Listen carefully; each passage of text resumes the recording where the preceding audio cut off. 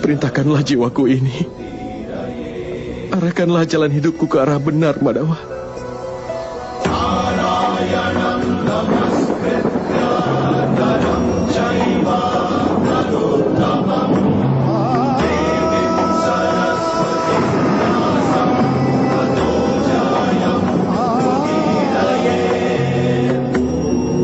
Setelah mengetahui semua itu, akankah aku dapat mengatasi kelemahanku?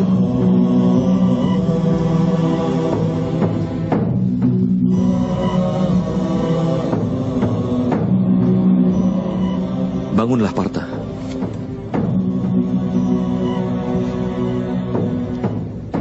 Sekarang dengarlah.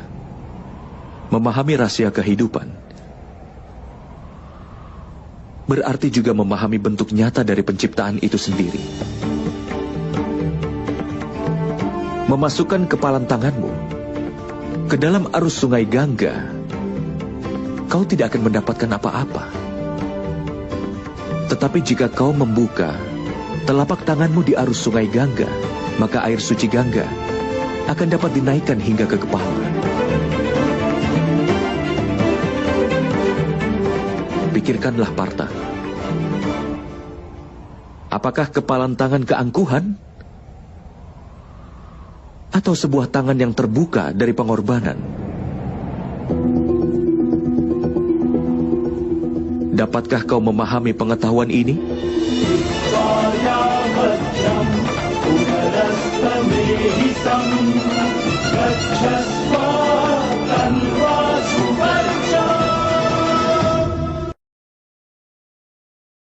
Apakah itu kepalan tangan keangkuhan? Atau tangan terbuka dari pengorbanan yang telah kau pikirkan? Dapatkah kau memahami pengetahuan ini?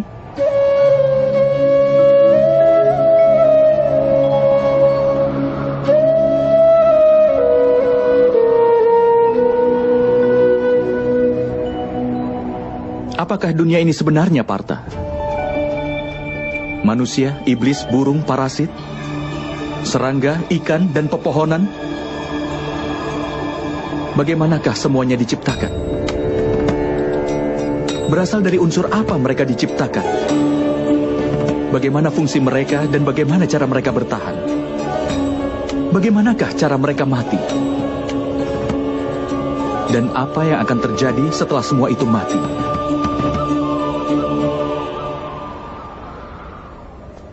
Renungkan akan rahasia ini. Tubuh manusia terbuat dari tanah, Madawa.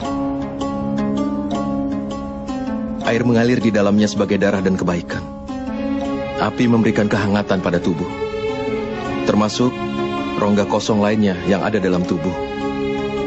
Karenanya, tanah, udara, air, api, dan juga ruang. Tubuh terbuat dari kelima elemen dasar yang disebut Pancamahabhuta. Karenanya, Bhisma yang agung, Guru Drona, tidaklah lebih dari tanah, air, udara, api, dan ruang saja. Bahkan orang pintar pun terdiri dari kelima elemen itu. Begitu juga dengan para tirani. Jadi apa yang akan kau rindukan, Partha? Apakah tanah? Tapi Madawa, tubuh ini memang terbuat dari tanah yang juga melambangkan ciri manusia itu sendiri. Semua ikatan mengakar dalam tubuh yang terbuat dari tanah. Tidak, Partha. Jika ini memang benar, lalu mengapa tubuh seseorang akan hancur setelah mati? Kenyataannya, tidak ada satupun yang berasal dari tubuhnya ataupun hubungan yang mengakar di dalam tubuhnya.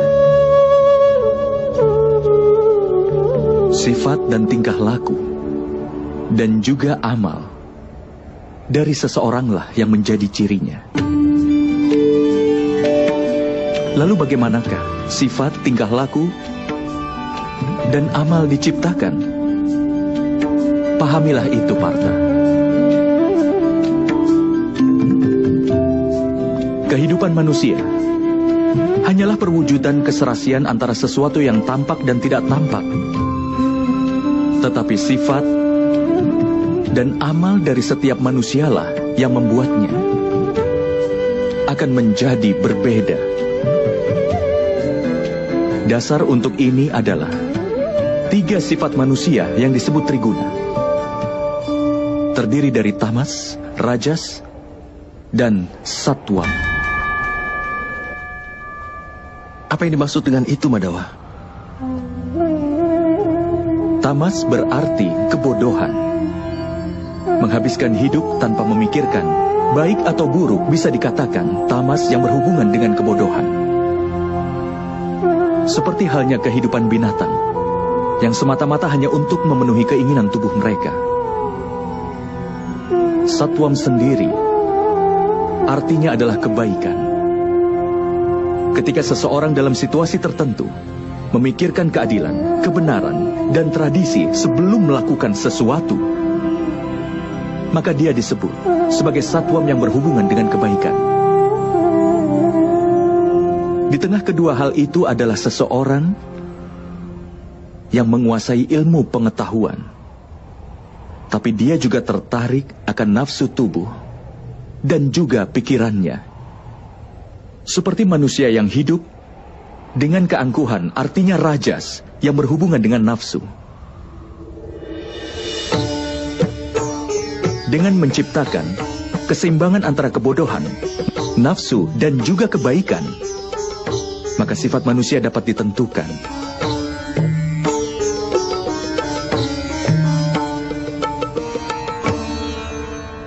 Lihatlah ke depan, Partha. Sifat apakah yang dapat kau lihat dalam diri mereka semua?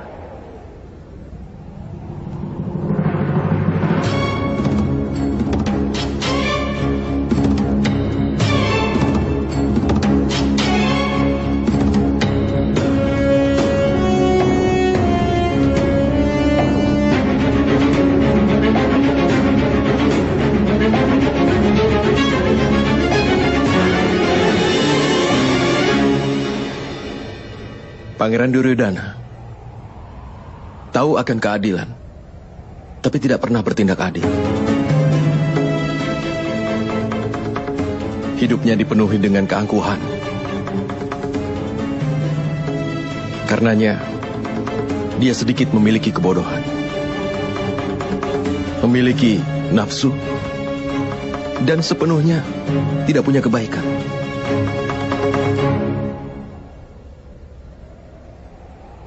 Dan di sana ada Pangeran Dursasana. Dia selalu mematuhi perintah dari kakak tertuanya tanpa berpikir lagi. Karenanya, dia memiliki kebodohan. Lihat juga kakekmu Bhisma, Partha. Dia punya keseimbangan antara kebaikan dan kebodohan. Dia tidak memiliki keangkuhan, tetapi dia terikat dengan pemikiran usang dan tradisi yang kuno. Bahkan ketika keinginannya muncul, dia tidak bisa melanggar sumpahnya.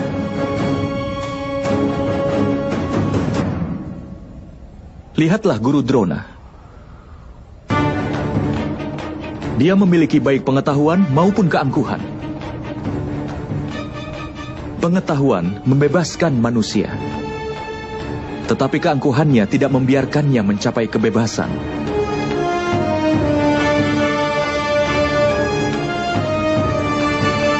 Tapi Madawa, jika sifat manusia adalah kesatuan dari 3 sifat manusia, apakah perbuatan manusia sudah ditakdirkan sebelumnya? Seekor singa akan memangsa rusa, dan rusa ditakdirkan untuk takut pada singa. Lalu kenapa keadilan jadi hal yang penting? Mengapa kejahatan mendapatkan hukuman? Lalu apa tujuan semuanya?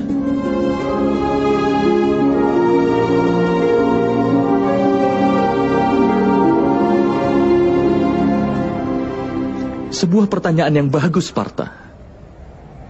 Tapi pertama-tama pahamilah apa yang dimaksud dengan manusia itu. Manusia tidak hanya gabungan dari 5 elemen dasar itu. Tidak hanya kelima wujud itu. Panca indera penggerak, dan 3 sifat manusia. Tidaklah hanya gabungan dari ke-23 wujud itu.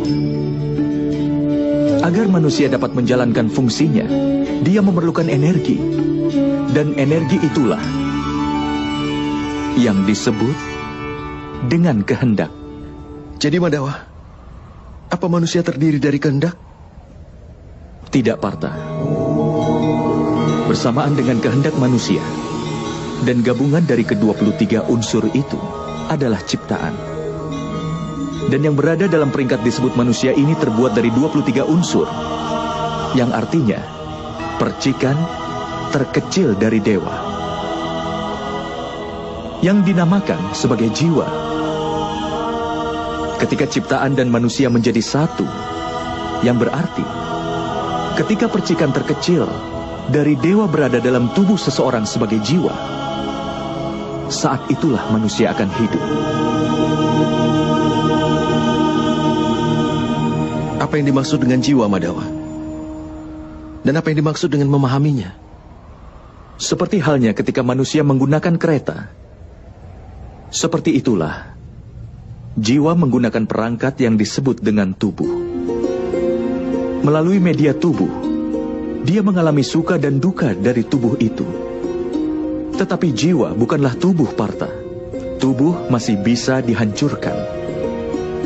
Tetapi jiwa tidak akan bisa dihancurkan. Nainam cindati sastrani, nainam dahati pavaka, nacainam kelidayanti apo, nasosayati maruta. Artinya jiwa tidak bisa ditembus senjata apapun, ataupun dibakar dengan api, ataupun dilemahkan oleh air, ataupun dikeringkan dengan angin. Walaupun jiwa berada di dalam tubuh, jiwa itu abadi. Nah hanya mane sarire. Partha, tubuh mungkin saja bisa dibunuh, tetapi jiwa itu sendiri tidak akan bisa dibunuh. Jiwa itu ada di mana-mana, tidak berwujud, tetap, dan dia kekal.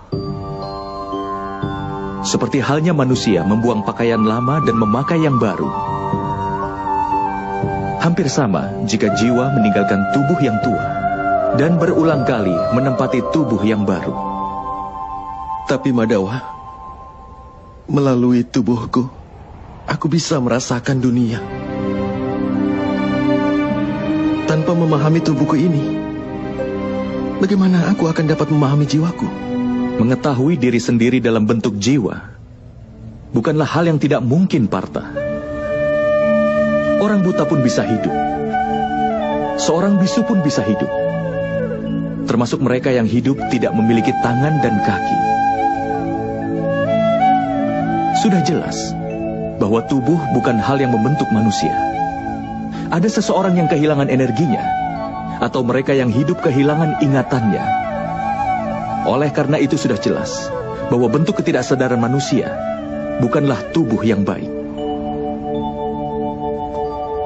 Seseorang yang menjelajahi dirinya dengan cara seperti ini, aku bukanlah indera, juga bukan tubuh, juga bukan perasaan, bukan juga pemikiran, atau bukan juga pendapat.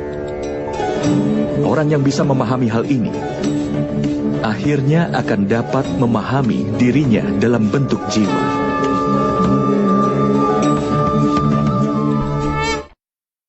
Apakah tujuan dari jiwa itu sendiri, Madawa? Ketika ciptaan tersebut terpisah, dan ketika manusia dan alam diciptakan, maka manusia, yang adalah bagian dari dewa, menjadi jiwa, dan berdiam dalam setiap wujud penciptaan. Jiwa itu sendiri dikelilingi oleh nafsu dan kegelapan, Partha. Terbangun dari lelapnya nafsu belaka dan memahami dirinya sebagai bagian dari dewa adalah sebuah tugas, tujuan, dan tekad jiwa itu sendiri. Tapi Madawa, jika setiap jiwa adalah bagian dari dewa, apa perkembangan dan kemunduran dikendalikan sendiri oleh dewa? Seperti permata tergeletak di tanah, tidaklah hilang kilauannya.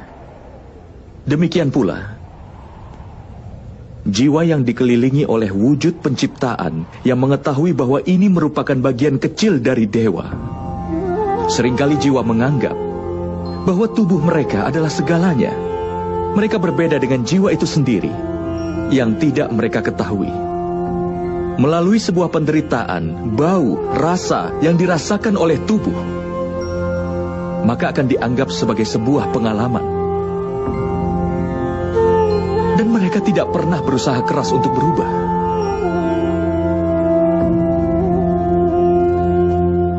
Jiwa yang tidak mau berusaha keras untuk berubah dan tetap melakukan ketidakadilan, mengingatkan dan menghukum mereka adalah hal yang tidak bisa dihindari.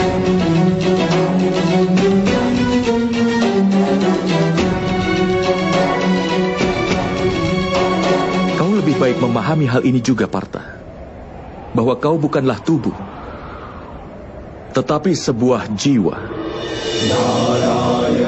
Setiap prajurit yang ada di medan pertempuran ini tidak seperti yang ada di dalam pikiranmu. Mereka semua telah tinggal di dalam tubuhnya untuk beberapa waktu. Tubuh mereka akan mati, tetapi jiwa mereka semua abadi.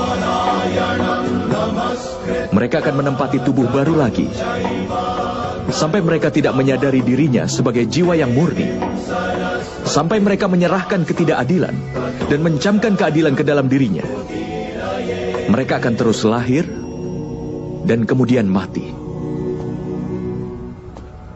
Ini adalah pelajaran pertama dari Brahma Widya, Partha. Mereka yang lahir sudah dipastikan akan mati.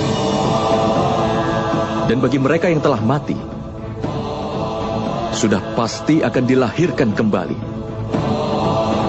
Pengetahuan ini disebut dengan Samkhya Yoga.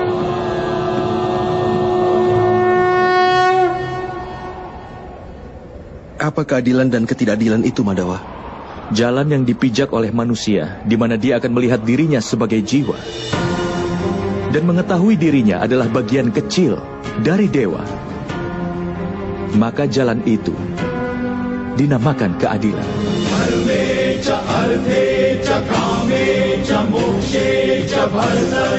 Ketika manusia mengetahui bahwa dirinya adalah bagian kecil dari dewa, maka dia akan mendapatkan pencerahan bahwa dia itu ciptaan dewa dan dewa adalah penciptanya. Tidak ada perbedaan di antara ciptaan dan dewa.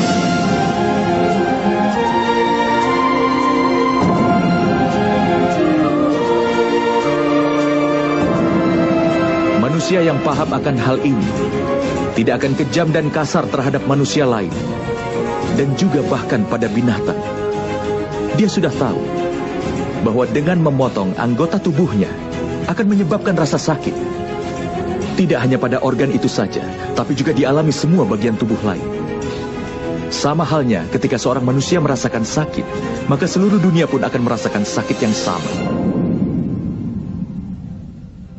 Selama masih ada seorang manusia sekalipun menderita di dunia ini, maka tidak seorang pun yang akan merasakan sepenuhnya kenikmatan nanti. Saat mengetahui ini hanyalah pemikiran manusia yang dipenuhi dengan belas kasih, ini juga disebut dengan keadilan. Ketika seseorang dipengaruhi kebodohan, dia akan menjadi manusia yang kasar, kejam, dan egois terhadap yang lainnya. Hanya untuk kesenangan dirinya sendiri, dia bebankan penderitaan pada orang lain. Dia tidak bisa menjadi lebih dekat kepada dewa. Karenanya, ketidakadilan adalah salah satu jalan yang menjauhkannya dari dewa. Maka dari itu, ketidakadilan nama lain ketidakpedulian. Jadi, kita harus merasa kasihan pada mereka yang tidak peduli. Lalu apa tujuan dari hukuman?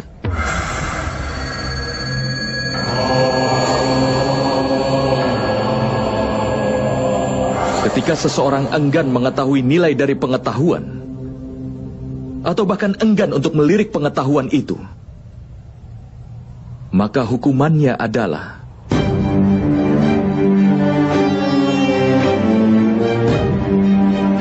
belas kasihan, baik pada dirinya atau orang lain.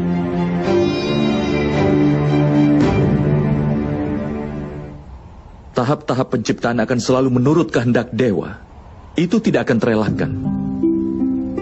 Tetapi bersamaan dengan berkembangnya ketidakpedulian, nafsu, dan juga ketidakadilan, maka keadilan di dunia ini akan berada pada jurang kehancuran. Hingga di dunia ini tidak ada keadilan lagi. Sementara belas kasih dan kebenaran juga telah dihancurkan. Dalam rangka menyambut generasi selanjutnya agar memperoleh keadilan, menghabisi kejahatan saat ini dan mengembalikan keadilan adalah hal yang tidak mungkin terelakkan.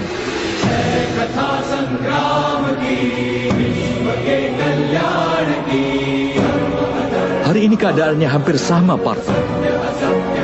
Dan kewajiban untuk menegakkan keadilan ada di tanganmu. Mulai sekarang atasilah kelemahanmu itu. Dan kau bersiaplah untuk pertempuran ini.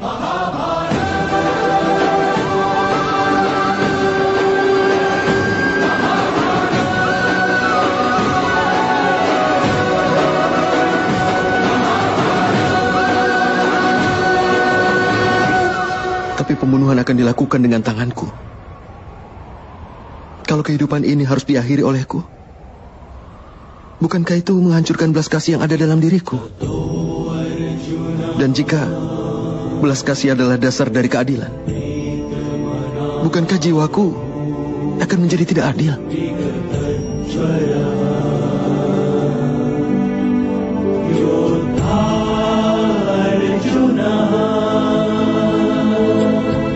Batas dari keadilan sudah pasti akan dibuat. Tetapi batas dari amal belumlah dibuat, Partha.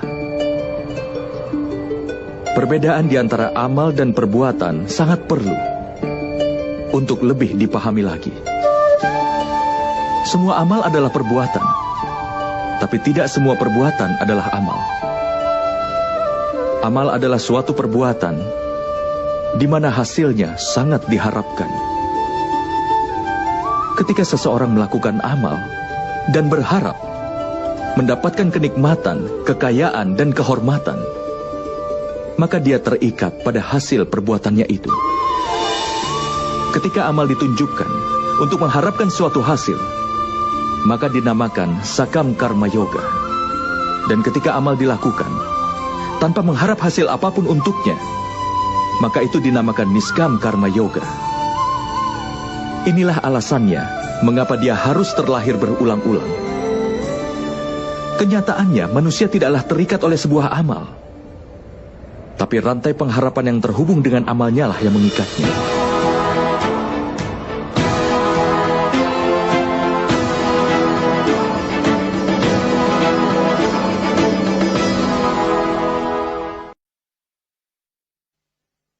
Pada kenyataannya seorang manusia tidak terikat pada perbuatannya. Harapan yang terhubung pada perbuatanlah yang mengikatnya. Bagaimana bisa, Madhawa? Jika kau berharap kemenangan dalam peperangan ini, maka kau akan merasa sangat berduka atas kekalahan. Dan kedukaan itu akan memaksamu melakukan hal lain lagi yang kau butuhkan untuk dilahirkan kembali. Lalu jika ternyata kau menang, kesombonganmu pun akan makin tumbuh. Dan kesombongan itu akan membawamu ke arah kemenangan duniawi. Dia akan membuatmu membunuh, dan dosanya seharusnya akan terikat padamu. Pikirkan hal itu.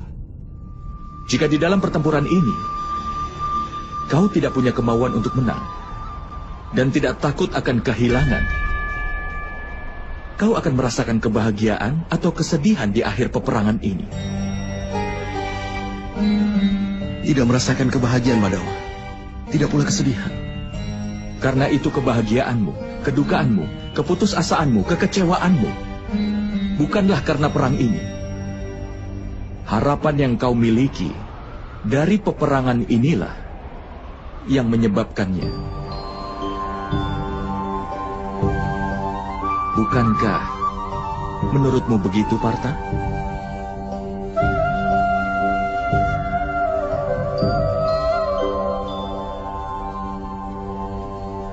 Karena itu, memegang sukacita dan duka cita secara seimbang, tanpa memikirkan akan mendapatkan kehilangan, kemenangan atau kekalahan. Dan itu artinya, jika kau terlibat dalam pertempuran, maka sukacita, duka cita, kehilangan, kemenangan atau kekalahan, wahai putra Kunti, maka kau tidak akan menanggung dosa apapun. Inilah yang disebut karma yoga. Orang yang mempelajari pengetahuan tentang Sankhya menyadari kenyataan bahwa dia bukanlah suatu tubuh, tapi suatu jiwa belaka. Bahwa kebahagiaan dan yang dialami tubuhnya hanyalah sampai pada kematian. Dan karena itu tidak nyata, tetapi hanya sebuah ilusi. Baginya menjadi seorang karma yoga menjadi lebih mudah. Tapi Madhawa, jika perbuatan dimaksudkan untuk dikendalikan, bukankah bijak untuk melepas keduniaan dan menempuh jalan kesucian? Pemikiran seperti itu adalah satu-satunya alasan untuk perang hari ini, Partha.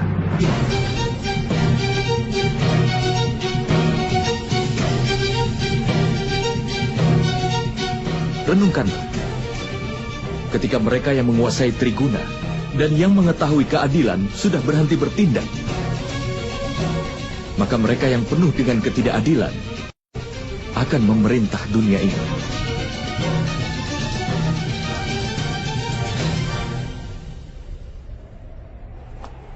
Selama Bhisma yang agung masih belum meninggalkan dunia ini, ketidakadilan tidak akan tumbuh dengan luas hari ini.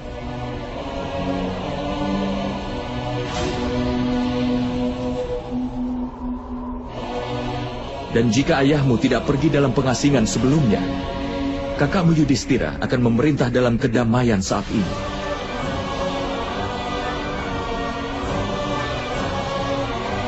Dan mengajarkan rakyatnya tentang keadilan dan juga kebenaran. Tapi Partha, kenyataan pahitnya adalah bahwa hanya mereka yang baik yang bisa berguna bagi dunia ini. Tapi mereka orang yang selalu berpikir tentang kesucian. Layaknya air yang melayang sebagai uap. Dan debu yang tetap berada di sana. Sama halnya dengan orang suci dan terpelajar yang meninggalkan dunia. Dan mereka yang tidak adil namun dikuasai kebodohan sudah memerintah dunia. Atas alasan ini dosa-dosa dan ketidakadilan tumbuh di dunia ini.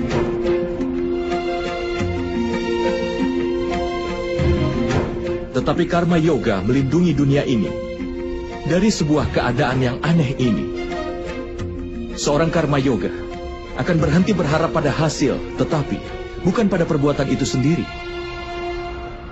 Dia berada di dunia ini layaknya seorang suci. Dia melakukan semua tindakan, tapi tidak kehilangan diri di dalamnya. Seorang karma yoga tidak berharap apapun dari anak-anaknya dan yang disayanginya, bahkan dari rakyatnya sekalipun.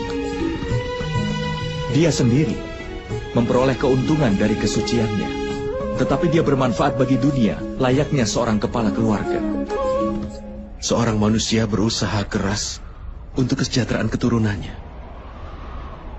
Bagaimana bisa dia tidak berharap sukacita dari keturunannya? Apapun yang dilakukan oleh manusia untuk anak-anaknya, itu sebuah transaksi atau cinta, Partha.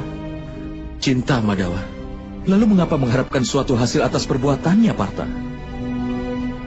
Keuntungan di masa depan yang diukur dalam suatu transaksi dan bukan dalam cinta. Manusia yang membentuk watak anak-anaknya dengan baik dan melimpahkan kesucian cinta dan keadilan, anak-anaknya tentu akan memberikannya cinta dan perlindungan. Perbuatan dan kelakuan orang yang disayang mencerminkan perbuatannya sendiri. Dan ketika seseorang tidak lagi berhak atas perbuatan mereka sendiri. Lalu apa gunanya lagi untuk memiliki harapan besar dan kemudian juga berharap besar kepada mereka? Jika kau pikirkan ini dalam-dalam, Partha, kau akan segera menyadari bahwa tidak ada perbuatan di dalam kehidupan yang menghubungkan harapan dan pengharapan yang tidak terelakkan. Ketika makhluk adalah dewa, dan manusia adalah bagian dari dewa, maka semua tindakan disebabkan oleh dewa itu sendiri. Seorang manusia tidak akan melakukan apapun dengan sendirinya. Inilah prinsip dasar dari karma yoga, Partha.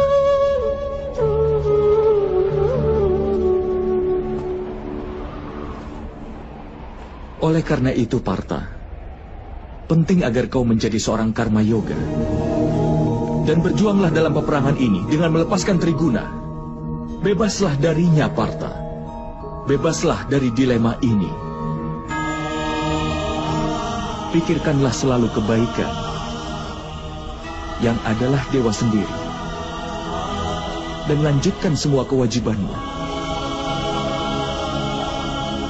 Hasrat yang kau miliki untuk mencapai sesuatu, dan pikiran untuk mempertahankan sesuatu yang telah kau capai sebelumnya, atau yang telah kau bangun dalam semua harapanmu, itu harus dihentikan, Partha.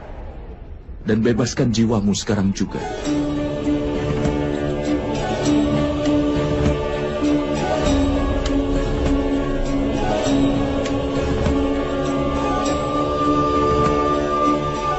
Kau harus ingat, Partha,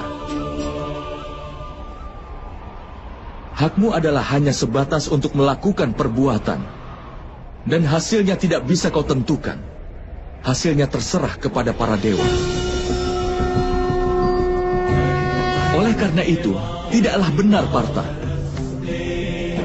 jika kau lari dari perbuatan, dan tidak pula benar untuk mengharapkan hasil dari semua perbuatanmu saat ini.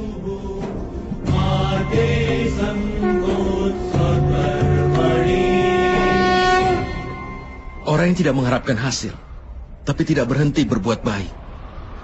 Lalu bagaimana seorang karma yoga itu bisa dikenal, Madawa? Dengar, Partha. Orang yang membuang makanan hanya untuk mengabaikan rasanya, pada kenyataannya hasrat untuk merasakan tidak pernah hilang dari pikirannya. Dia pun menghadapi kehilangan 2 kali lipat. Pertama-tama dia menjadi lemah, dikarenakan usahanya untuk mencapai dewa yang tidak terelakkan, tidak bisa dia lakukan. Dan kedua, pikirannya selalu dipenuhi dengan hasrat untuk merasakan apapun. Oleh karena itu, daripada mengabaikan makanan seseorang, lebih baik berhenti berhasrat untuk merasakannya sendiri. Seorang karma yoga mengeluarkan semua hasrat dalam pikirannya. Dia menerima kehidupan sebagai kewajiban dan menjalankan tugasnya. Tapi dia tidak pernah selaras dengan tindakannya. Dan Partha, seseorang yang tidak punya harapan dan pengharapan dari tindakannya adalah orang yang tujuannya akan terpenuhi. Orang yang pikirannya tidak goyah walaupun setelah mengalami kegagalan. Orang yang tidak berpikir bahwa dia yang paling hebat bahkan setelah kesuksesannya. Orang seperti itulah yang disebut sebagai karma yoga. Dan orang seperti itu akan berhasil dalam kehidupannya hingga berulang kali.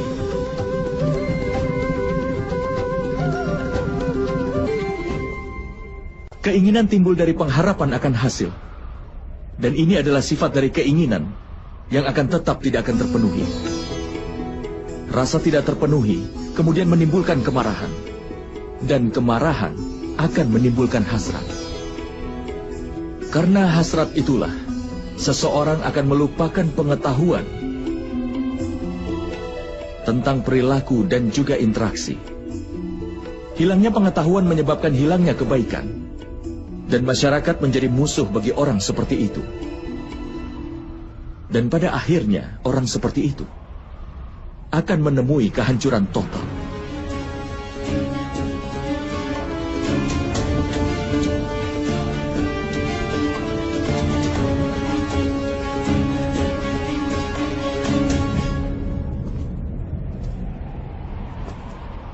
Seperti misalnya saudara Duryudana. Panglima pasukannya adalah Bhisma yang agung. Harusnya dia musuhmu. Tapi dia mendoakan agar kau mendapat kemenangan.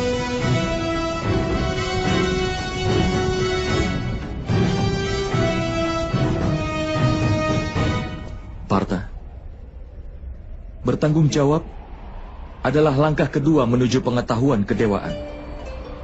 Kuatkan keyakinanmu kepada Yang Maha Kuasa. Kenalilah dirimu sendiri.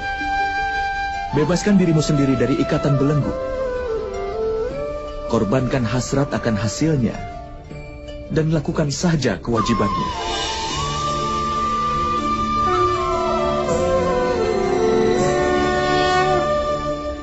Dengan menguatkan keyakinanku pada Yang Maha Kuasa, bagaimana aku bisa menjadi orang yang berbakti? Partha, dikarenakan oleh Sankhya Yoga, seorang manusia tetap mengingat Yang Maha Kuasa. Dan mengingat Yang Maha Kuasa akan melahirkan rasa pengabdian pada manusia itu sendiri. Dan rasa itu disebut dengan pengabdian. Pengabdian mencerahkan seorang manusia tentang mana yang benar dan yang salah. Dan pengetahuan itu memberinya penglihatan terhadap Yang Maha Kuasa.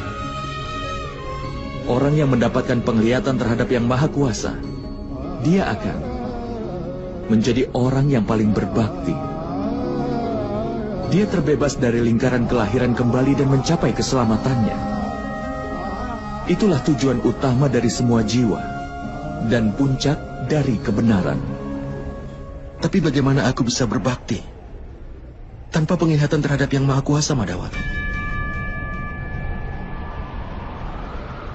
Untuk bisa mendapatkan penglihatan terhadap Yang Maha Kuasa, singkirkanlah keserakahan, kesombongan, kemarahan, dan juga prasangka.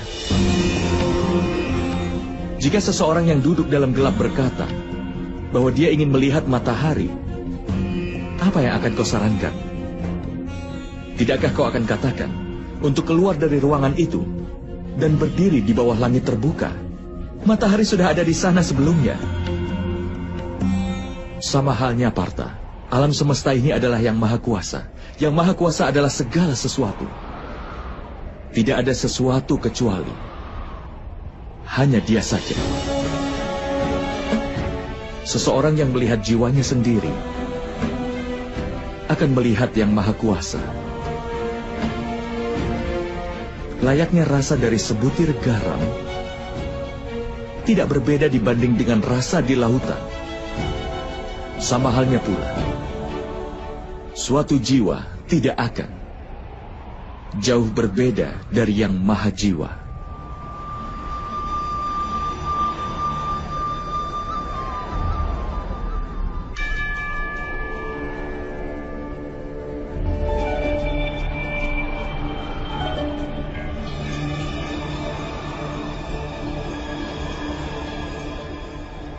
Artinya, Madhawa, apakah kau Yang Maha Kuasa?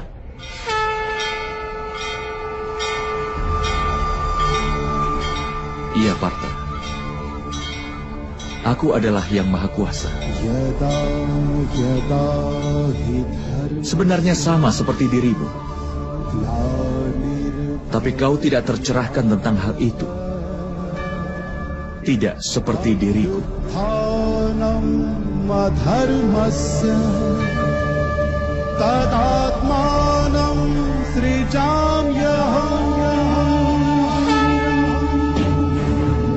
Lalu, Madhawa, mengapa pengabdian kepadamu tidak dianggap sebagai pengabdian kepada dewa? Tentu saja.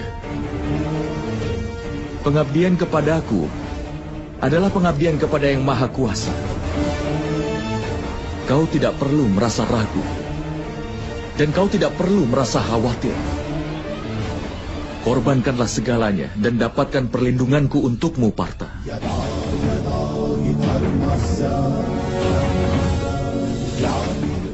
Akulah alam semesta. Aku hadir di setiap aspek alam semesta. Akulah matahari. dan akulah bulan. Aku hadir dalam semua rasi bintang dan planet-planet. Aku lebih tua dari matahari, dan sama barunya dengan bunga yang sedang mekar. Akulah seluruh manusia. Akulah kuasa yang menciptakan nirwana dan neraka.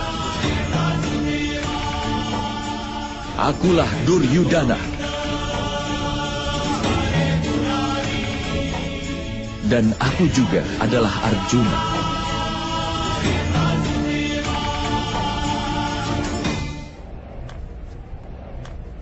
Bagaimana mungkin begitu, Madama? Karena banyak manusia yang telah menyaksikan kelahiranmu. Bahkan ibumu pun masih hidup. Kau dilahirkan dari rahimnya. Bagaimana kau bisa jadi keduanya dulu dan sekarang? Kau menyaksikan tubuh ini. Dan aku berbicara dari jiwa. Aku telah dilahirkan tidak terhitung. Aku juga memiliki banyak perwujudan. Aku telah berada di dalam banyak rupa. Dan aku pun telah mati tepat di sini.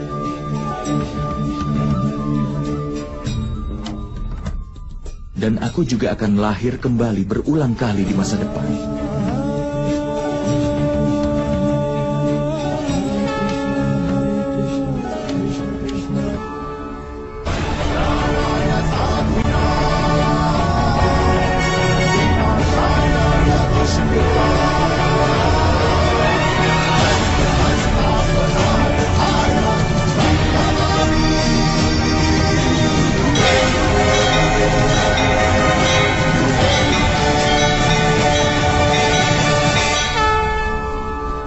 Kapanpun kebenaran terancam, kapanpun yang jahat menampakkan kejahatannya, maka demi menyelamatkan kebenaran itu sendiri, untuk menghancurkan yang jahat dan menegakkan kembali kebenaran, aku akan terlahir kembali. Ini telah terjadi di setiap zaman dan akan terus terjadi di masa depan. Akulah yang maha kuasa. Akulah perwujudan Matsya dan juga perwujudan Wamana.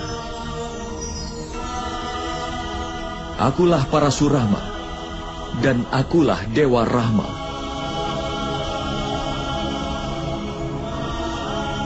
Akulah Brahma, Wisnu dan Mahesa.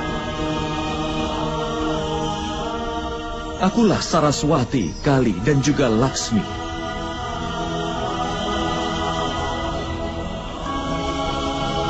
Aku bukanlah pria, bukan pula wanita, bukan pula seorang waria. Aku bukanlah tubuh, bukan pula anggotanya. Akulah pengetahuan, ciptaan, alasan, dan keabadian. Akulah segalanya. Dan aku pun bukan apa-apa.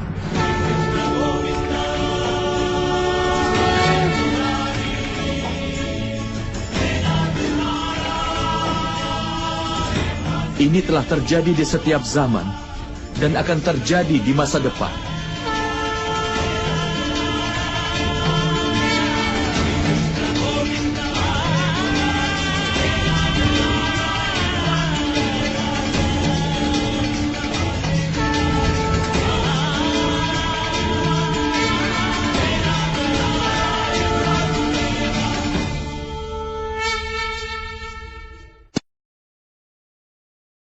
Aku bukan siapa-siapa. Tapi aku adalah segalanya. Itu sudah terjadi dalam setiap masa. Dan itu akan terus sampai selamanya.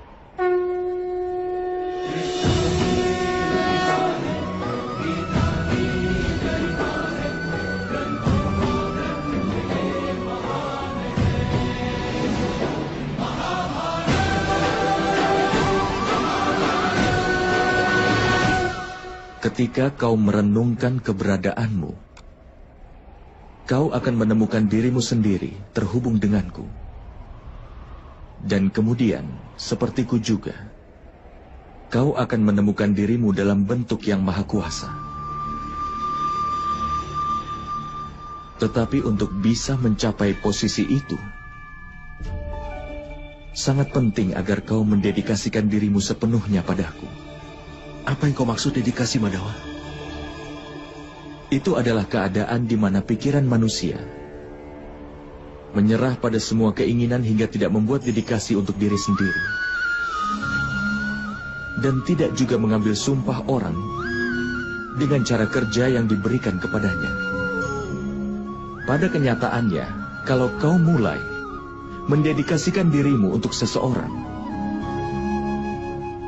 dan kau melakukannya sendiri,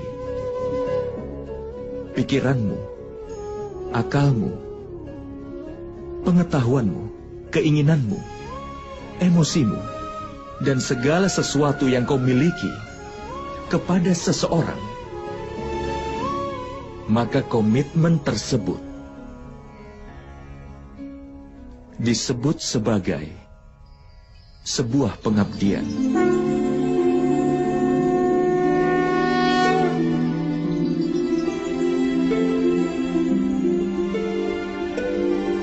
Seorang istri berkomitmen untuk suaminya. Prajurit berkomitmen pada panglima pasukannya.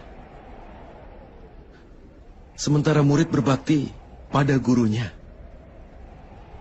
Semua bentuk pengabdian itu apakah sama? Bukankah semua itu untuk mencapai yang maha kuasa? Tidak, Partha. Ketika seseorang berbakti untuk sesuatu, ataupun untuk seseorang, itu tergantung acuannya. Dia tidak meninggalkan ruang untuk keraguan atau pertanyaan pengabdian terhadap seseorang. Yang jahat bisa membuat orang menjadi memfitnah.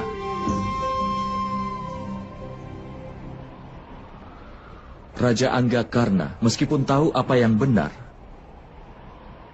tapi dia berkata salah kepada Pancali di permainan dadu. Wanita yang menjalin hubungan dengan 5 pria tidak lebih baik dari seorang. Dan alasan untuk itu adalah pengabdian Raja Angga terhadap saudara Duryudana. Hukumannya adalah dengan mendapatkan perang ini. Apakah begitu menurutmu? Itu semua adalah karena kesetiaannya kepada orang yang jahat. Karena itulah perlu untuk mendedikasikan diri pada apa yang benar, yang membuat manusia menjadi benar. Hanya penjahat yang dibelenggu dengan rantai yang terbuat dari besi.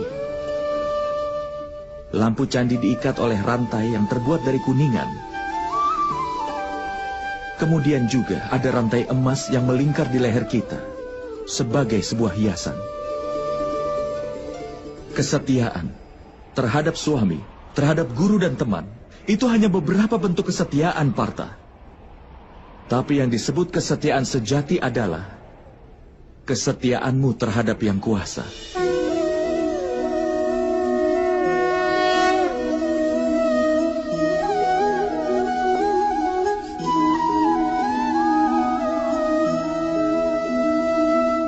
Tapi apa pengabdian terhadap yang kuasa harus dilakukan dengan Sangya Yoga atau Karma Yoga? Karena Sankhya Yoga, manusia tahu bahwa mereka hanyalah jiwa.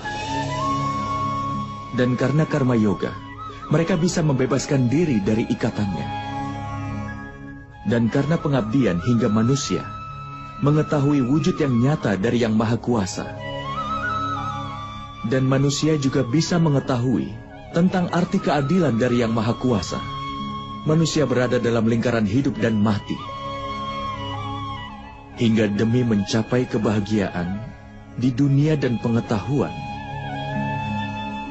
manusia pun mengabdikan dirinya untuk Yang Maha Kuasa, yang menjadi tujuan utama dari semua jiwa. Maksudnya, tubuh manusia ini tidak ada nilainya, Madawa? Itu pasti bernilai, Partha. Tubuh manusia menjadi media bagi manusia untuk bertemu dengan Yang Maha Kuasa. Antara kematian dan juga reinkarnasi, di mana pengetahuan akan jiwa tetap aktif. Dengan segala pengalaman, pengetahuan, dan belajar dari kehidupan yang sebelumnya, jiwa pun menjadi bagian dari tubuh yang baru. Dan ini hanya terjadi ketika dia menjadi bagian dari tubuh manusia itu sendiri.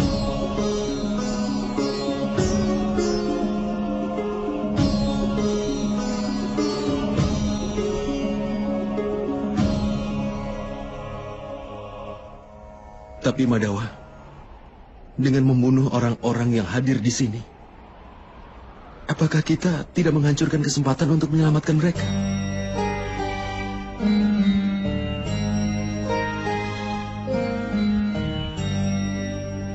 Musuh-musuhmu telah melewati batas-batas kebenaran, Partha. Kejahatan telah menjadi sifat kedua mereka. Keselamatan bagi mereka tidaklah mungkin.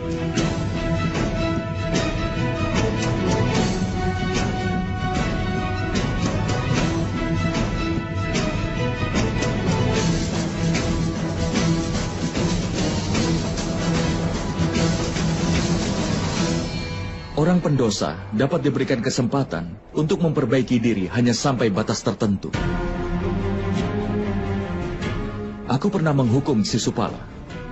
Tapi itu memang perlu untuk menghukumnya. Jika kita membiarkan orang berdosa untuk terus melakukan dosa, maka dia akan semakin banyak menurunkan lebih banyak lagi kejahatan dan dosa-dosanya.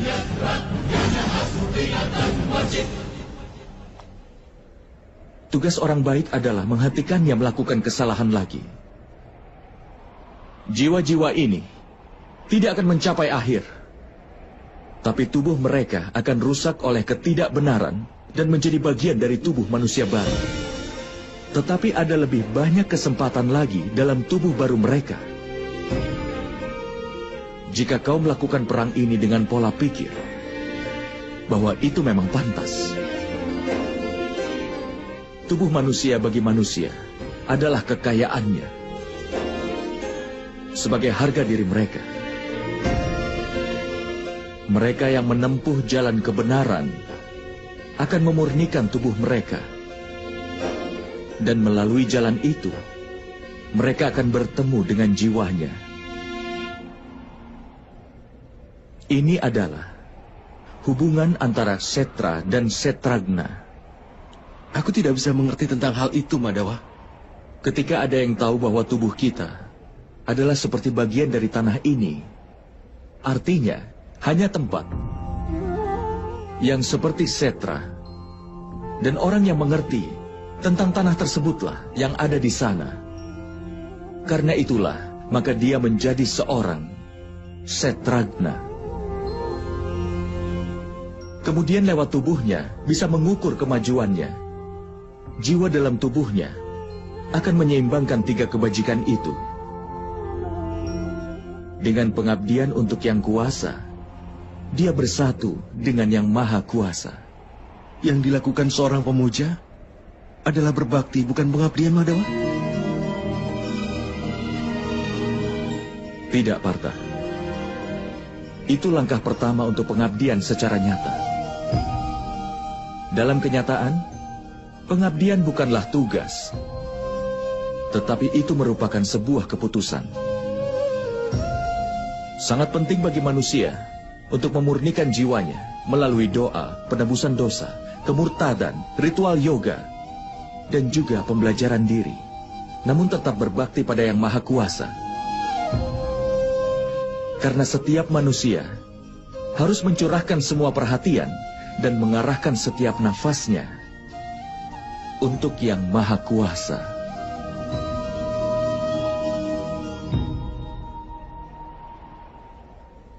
Jika pengabdian adalah keputusan, Lalu apa pentingnya berdoa, penebusan dosa dan hal semacamnya? Hanya cara dan alat untuk membersihkan dirimu hari ini, dan nanti akan kotor lagi.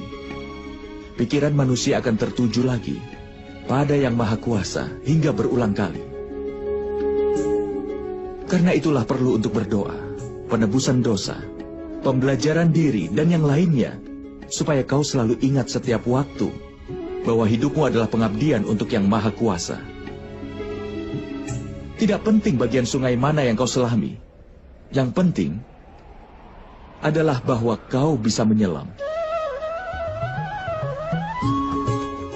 Hanya ada satu dedikasi dari Bhakti Yoga, bahwa dengan menyerahkan kehidupannya ke Yang Maha Kuasa, manusia harus meneruskan pengabdiannya untuk Yang Maha Kuasa agar dia bisa menjaga kebaikan dalam hidupnya. Lalu apakah kebajikan dan kebaikan itu, Madawa? Tanpa alasan, demi kepentingan diri melakukan kekerasan adalah dosa. Sesungguhnya, anti kekerasan adalah dharma yang utama. Selain itu, kejujuran, tidak emosi, pengorbanan, ketenangan jiwa, tidak menjelekkan orang lain, perasaan welas asih, tidak tertarik kepada sukacita, tidak melakukan sesuatu tanpa alasan, tenang, sabar, pemaaf, dan kesucian tubuh, serta tidak melawan kebenaran dan juga tidak angkuh. Sifat-sifat mulia ini disebut sebagai sifat sattvik, atau sebuah sifat yang mulia. Dengan ini manusia bisa melakukan kebaktian, artinya bisa berbakti kepadaku, sambil menjalankan kewajiban dalam hidupnya, sambil menegakkan kebenaran, dan hidup tanpa mengharapkan pahala dari perbuatannya. Orang seperti itu sudah pasti akan aku berikan ketenangan, dan setelah kematian ku beri tempat untuk bersemayam dalam diriku.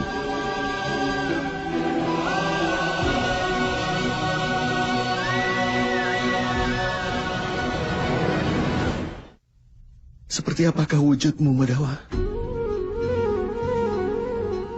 Melalui media Sangya Yoga, aku harus tahu bahwa aku punya jiwa.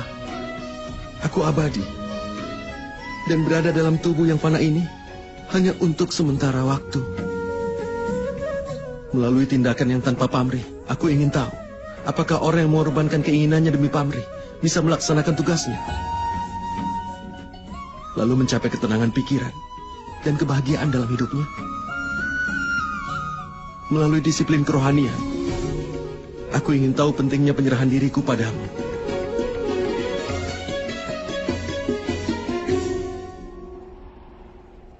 Tapi Madawa, kau pernah mengatakan bahwa Yang Maha Kuasa bukanlah manusia yang berdiri di semua tempat.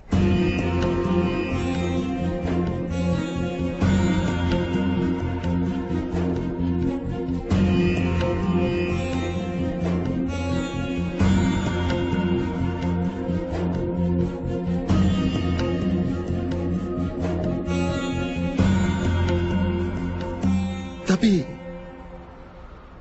aku masih melihat manusia yang ada di sini. Hanya manusia, Madawa.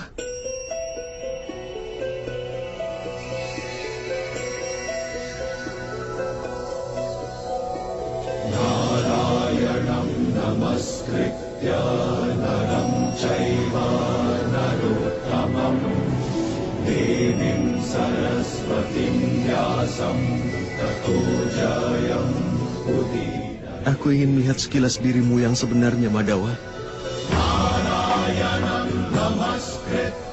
Kekuatan, kemasyuran, pengetahuan yang penuh kemewahan, wujud yang kuasa. Aku sangat ingin melihatnya, Madawa. Tunjukkanlah wujudmu yang sebenarnya padaku, Madawa. Hancurkan semua keraguan-raguanku.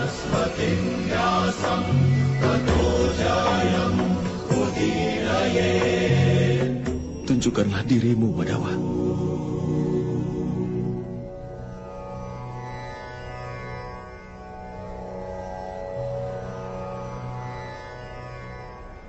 Lihatlah Partha.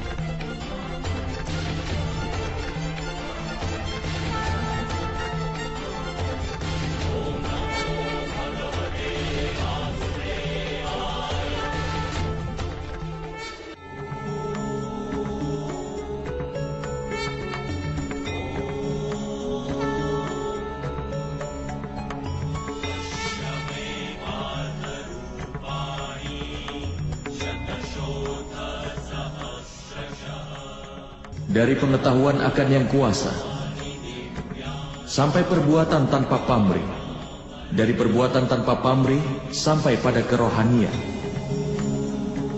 Lihatlah wujud tertinggiku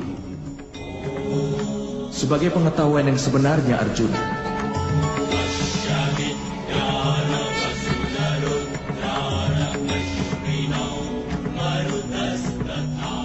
Ini pengetahuan tertinggi yang merupakan dasar dari semua pengetahuan dan ilmu pengetahuan. Pengetahuan ini memberikan keselamatan. Bahkan para dewa pun tidak bisa melihat wujud ini dengan mudah, seperti yang sudah kutunjukkan padamu, Arjuna.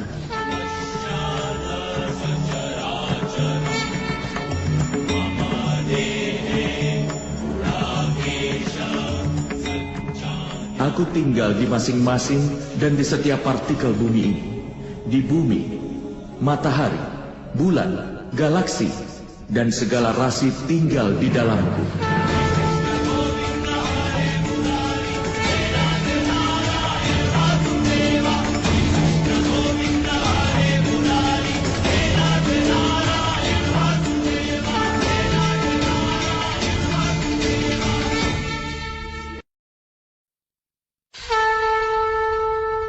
Aku adalah kebenaran.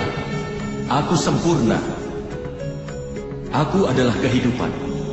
Aku adalah Siwa. Aku adalah huruf yang utama. Aku sama Weda dalam Weda.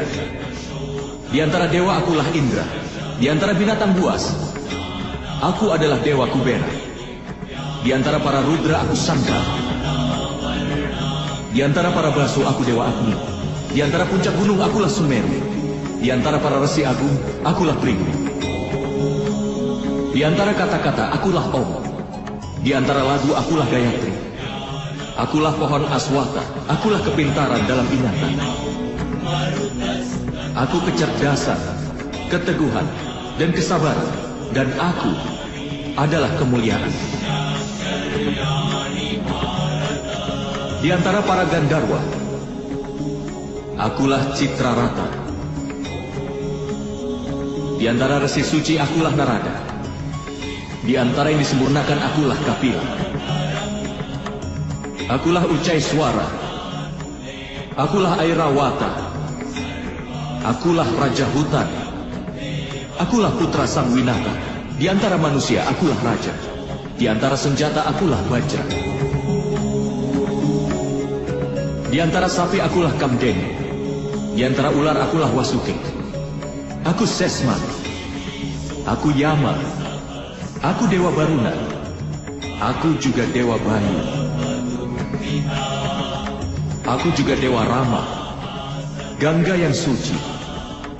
Akulah awal dan aku adalah akhir dari penciptaan. Aku adalah Barma Widya. Akulah Mahakala. Dan Brahma. Kemenangan, gizi, dan keputusan. Aku adalah hukuman, kekuatan, strategi, kesunyian, dan aku juga pengetahuan akan filsafat. Akulah Basudewa, Arjuna, begawan biasa. Tidak ada yang bukan aku sama sekali. Tidak ada tempat di mana aku tidak hadir. Akulah waktu. Akulah kehidupan.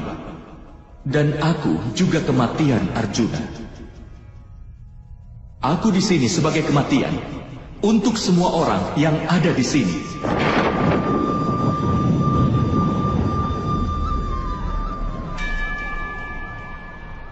Bahkan meski kau tidak mengangkat senjata, aku pasti akan memusnahkan mereka semua.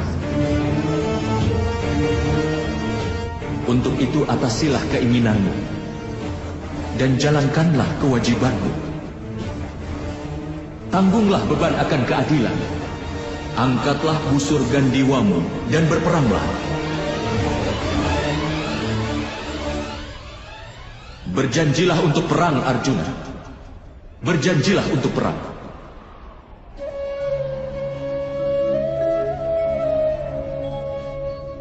Oh Madawa, oh Madhusudan, hari ini keraguanku telah terhancurkan. Aku mohon kembalilah ke wujud manusiamu. Aku akan mematuhi setiap perintah darimu.